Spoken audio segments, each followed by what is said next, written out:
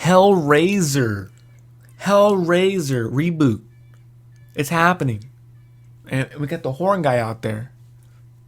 Because he knows that Hellraiser is coming to Hulu. Now Hulu kicked ass on with Prey. But was that like a one-time deal? I'm very skeptical about Hellraiser.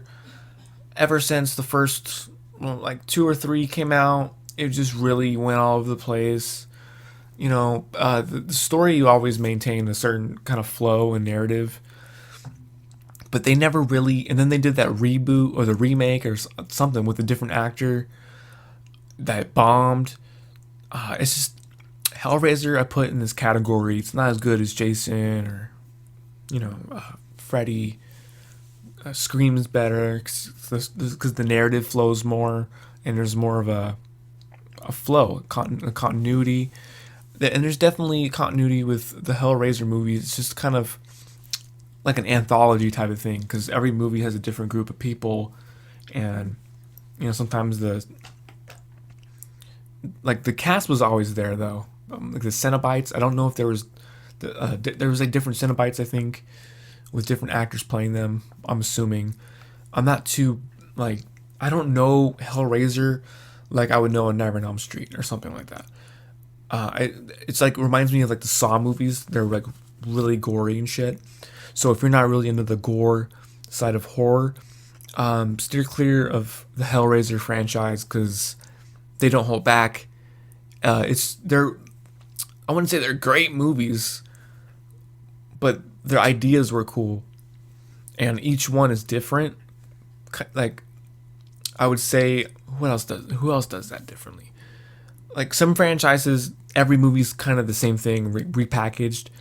Hellraiser manages to flip the script every once in a while and change things up. And that's why I think when you do like a Jason in space, it doesn't work as well because people just want Jason in Camp Crystal Lake. They don't want him to expand beyond what was already established. And I think with horror, people are holding those characters to more of a higher standard. So getting too wacky and creative sometimes could be a detriment to the character in some people's eyes. Like they don't like that Freddy Krueger is funny towards the back half of his character arc. I know that Robert Englund, he liked playing the character up. He didn't always like to play him serious because as an actor he wants to try different things with Freddy, so that's totally understandable. And then you have the 80s setting, and that's just gonna turn it up to 12. You know what I'm saying? Like, so I totally get where Hellraiser wants to do like a reboot. It's not the same actor from the originals, so, and he hasn't been back for a while. I just think that people that are diehard Hellraiser fans, it's like a small niche community. That's why it's on Hulu. It doesn't have the global appeal of a Nightmare on Elm Street. I just don't know if they're going to accept this version of Pinhead or not. I'm keeping my mind open on it because I'll watch it. I'm a horror fan.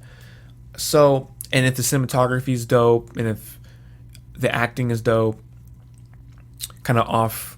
I saw the trailer for, off topic here, I saw the trailer for Winnie the Pooh, Blood and Honey, and the horror stuff looks cool, like good, and the cinematography looks good, but the actors they have, it just seems like it's a college movie or something, like a not a fan film, but like a student film. I don't get the vibe. It's like it reminds me of those Killjoy movies with the clown. Like real like B movie, like real bad B movie type acting, and that's what I get from the Blood and Honey trailer. And maybe they did that on purpose. But with Blood and Honey, I'll come back to the Hellraiser thing in a second. With this Winnie the Pooh thing, I like the concept that Christopher Robin like abandons them, and then he comes back and they're mad as hell. That's a great concept. The execution is what I'm worried about. If it's going to be 80s schlock, make it look like it's going to be 80s kind of thing. It just looks like they miscast, probably. I don't know. Something about it, the trailer was off.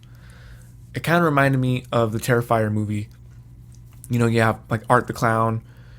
He's a really menacing presence in the movie. But the problem with Terrifier, there was no story behind the movie. The script. I'm not one to criticize another person's, writing or whatever. But when it's just obvious, they're relying on like the gore factor, and the kill scenes are more important. Like, oh, we're gonna have this set with this thing happening. What kind of a story can we write around, like, into that set piece? So it's obvious that they were more focused on the set design and the horror element and the kill shots, but the whole story of it all, it just kind of seemed like a raunchy. It wasn't even like a horror film. It just, I don't know. It was just very gory to be gory. Like Hostel. I'm all over the place, guys. This is the horror chapter of the show. Like Hostel, super gory, super violent, but they had that creep factor, dude. Like these tourists going to the Netherlands, and they're staying at a hostel. They think they're on vacation, and then some fucked up shit happens to them. You're building that tension throughout the whole movie. Terrifier wasn't like that.